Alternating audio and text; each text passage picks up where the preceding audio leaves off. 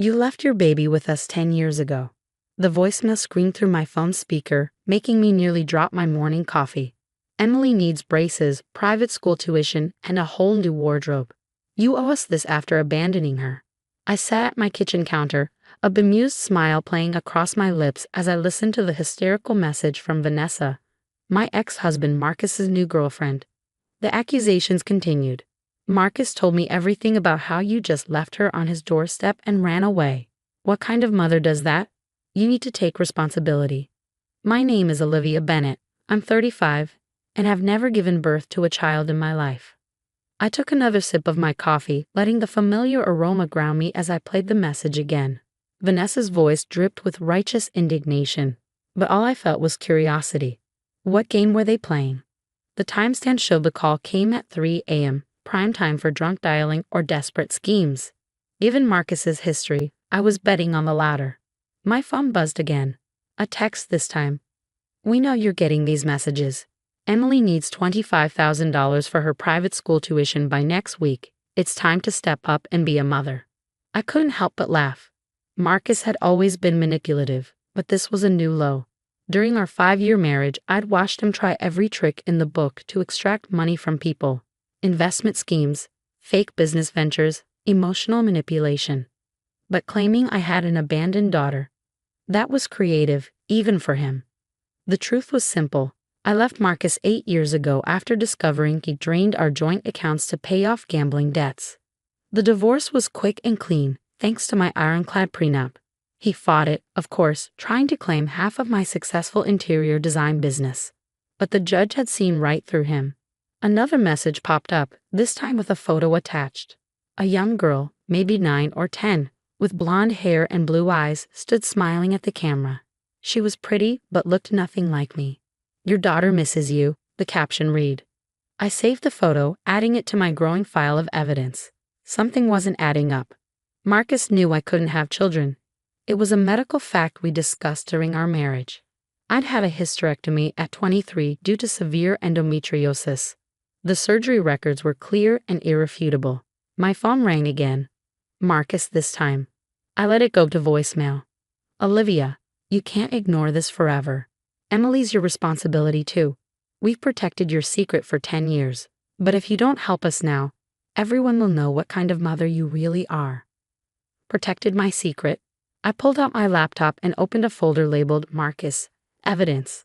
Inside were years of documented messages, financial records, and court papers from our divorce. At the bottom was a subfolder marked Medical, containing scanned copies of my surgery records. I dialed my lawyer's number. Jessica? It's Olivia. Remember how you said Marcus would try something eventually? Well, he just did, and it's bigger than we expected. Jessica had been my lawyer since the divorce, and she knew Marcus's patterns well. What's he up to now? He and his girlfriend are claiming I abandoned my daughter with them 10 years ago.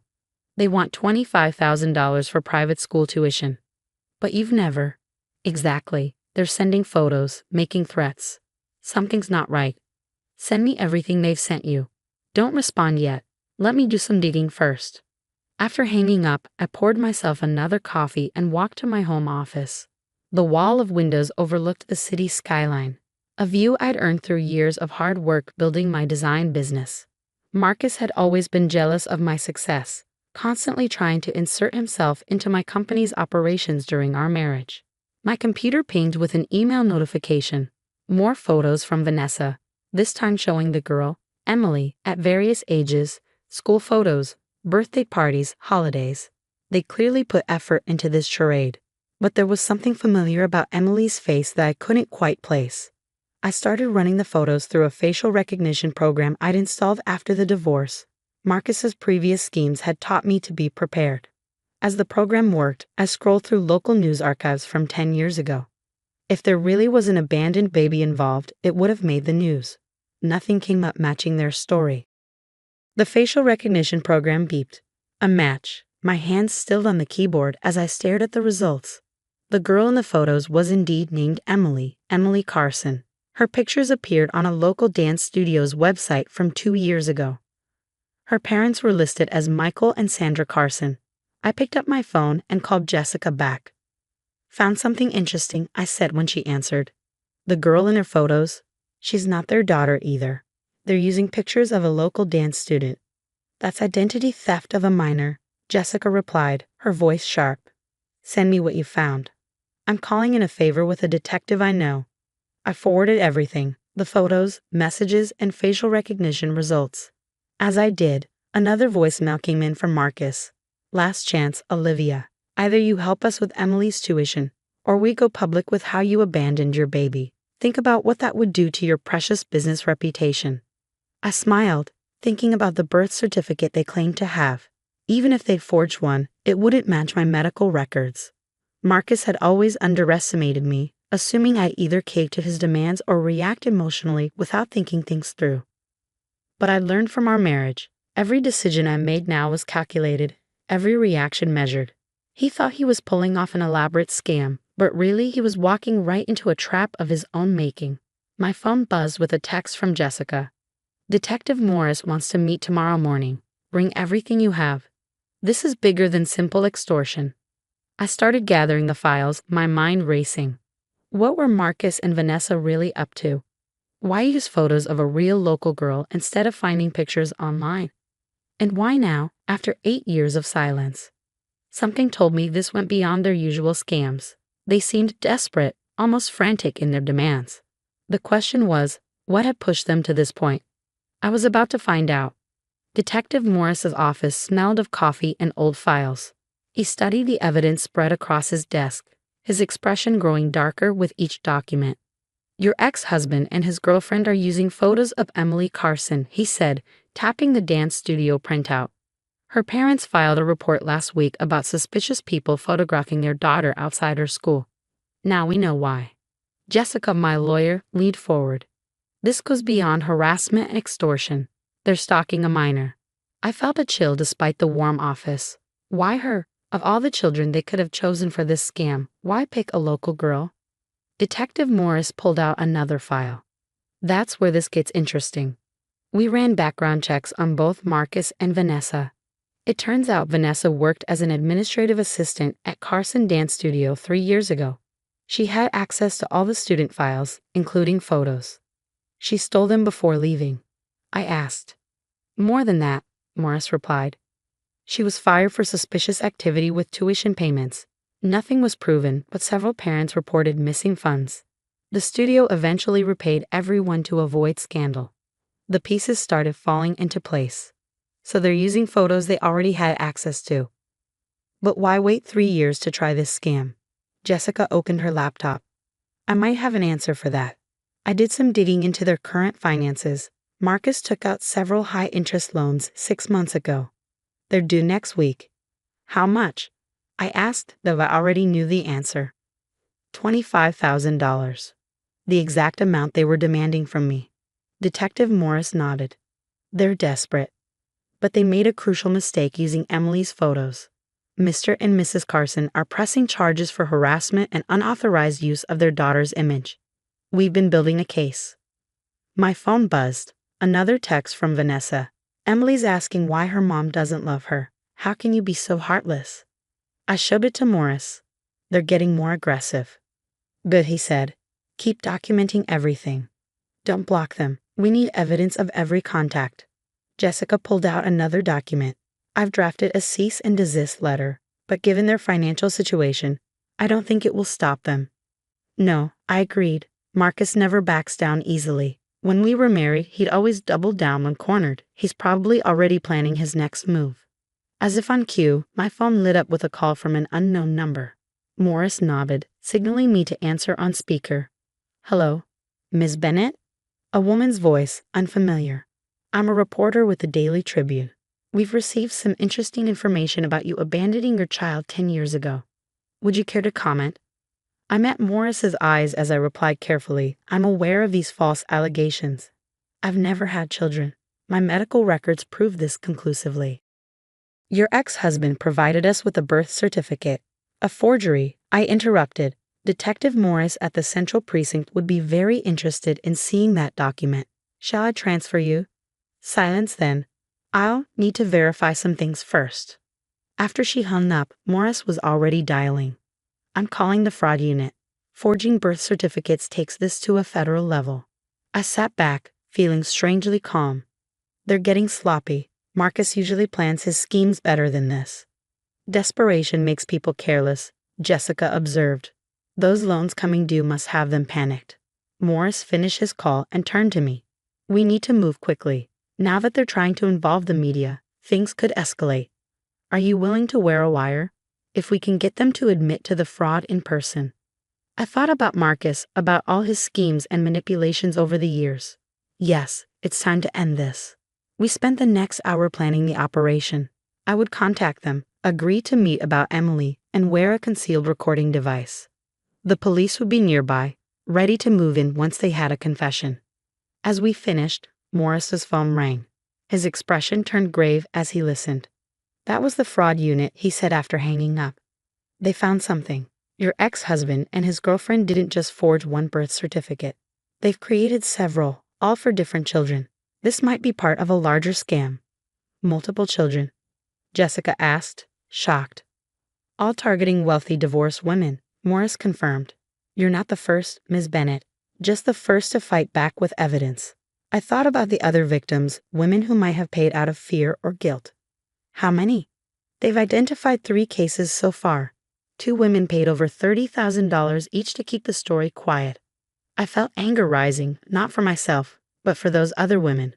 Marcus hadn't changed. He just found a new way to exploit people. My phone buzzed again. Another message from Vanessa, this time with a new photo of Emily outside her school. Today's date was clearly visible on a banner in the background. They were still watching her. I showed Morris the photo. His jaw tightened. That's it. We're moving now. The Carson family has been worried sick about these stalkers. I'm not waiting for them to escalate further. He made another call, mobilizing his team. Jessica started gathering the documents, her movements precise and efficient. I stared at the photo of Emily, an innocent child unknowingly caught up in Marcus's schemes.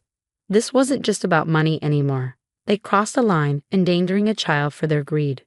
When do we move? I asked Morris. Tomorrow morning. We'll have everything in place by then. He handed me a small recording device. Are you sure you're ready for this? I thought about all the women Marcus had scammed, about Emily and her frightened parents, about the years I'd spent recovering from his manipulation. More than ready, I replied. It's time Marcus learned that some schemes have consequences. The cafe we'd chosen for the meeting was quiet, with just a few early morning customers nursing their coffees. I sat at a corner table, the wire hidden beneath my blouse, waiting for Marcus and Vanessa to arrive. Detective Morris and his team were positioned strategically around the block. Jessica watched from a parked car across the street, ready with the legal documents if needed. They arrived exactly at 9, Marcus looking older than I remembered, his confident stride now tinged with desperation. Vanessa followed, clutching a large envelope that I assumed contained their forged documents. Olivia, Marcus said, sliding into the seat across from me. Finally ready to take responsibility? I kept my voice steady. Show me the birth certificate. Vanessa pulled a document from her envelope and slid it across the table. Proof that you're Emily's mother. Dated 10 years ago. I studied the forgery. It was good work. They clearly invested in quality materials.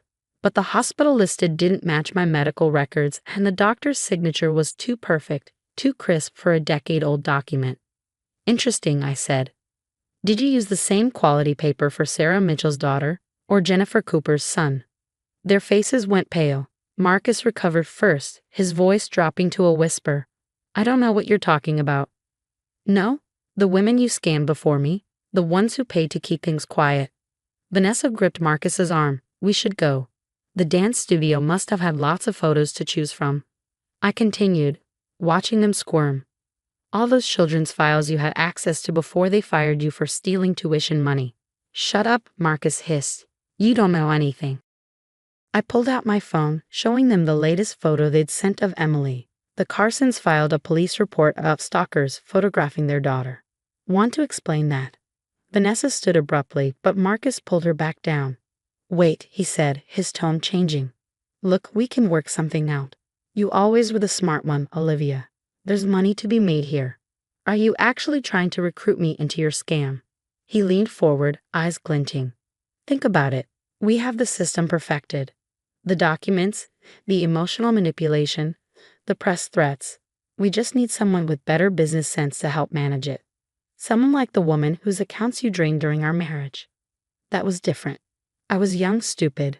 But this, he gestured to the birth certificate. This is foolproof. These women, they're so afraid of scandal they don't even check the documents properly. And Emily? What about her safety? Vanessa waved dismissively. We're careful. We only photograph from a distance. I'd heard enough. I reached up and adjusted my necklace. The signal. Actually, I said as police officers appeared at every exit, you're not as careful as you think. Detective Morris approached our table, badge out. Marcus Reynolds, Vanessa Porter, you're under arrest for fraud, identity theft, stalking a minor, and forging federal documents. The look of betrayal on Marcus's face was almost comical. You set us up. No, I replied calmly. You did that yourself. I just made sure there were consequences this time. As they were led away in handcuffs, Vanessa turned back. You'll regret this. We know things about you. I stood gathering the forged documents for evidence. You know nothing about me. That was always your weakness. Outside, Jessica met me with a satisfied smile. The Carsons are pressing full charges. With the wire recording and these documents, Marcus and Vanessa are looking at serious time. And the other victims? The fraud unit is contacting them now. Your evidence helped expose the whole operation. I watched the police car carrying Marcus and Vanessa disappear around the corner. The morning sun felt warm on my face, and for the first time in weeks, I felt truly at peace. Later that evening, I sat in my office updating my client files when Jessica called. Thought you'd want to know, they're offering a plea deal. In exchange for lighter sentences, they have to reveal every scam, every victim, every detail. But I said, those women deserve to know the truth. The Carsons wanted to thank you. Your quick action helped stop the stalking before anything worse happened. I thought about Emily safely back to her normal life, unaware of how her photos had been misused. I'm just glad it's over. You know, Jessica added, Marcus asked to talk to you, said he wants to explain himself. I looked at my wall of windows, at the city lights twinkling in the growing dusk. No, I replied. I don't need any more explanations from him. His actions said everything. After hanging up, I opened my desk drawer and pulled out my old wedding album. I kept it as a reminder of lessons learned, but now it felt unnecessary. The woman in those photos, the one who'd once been so easily manipulated, was gone. I dropped the album in my shredder, watching as the past was reduced to confetti.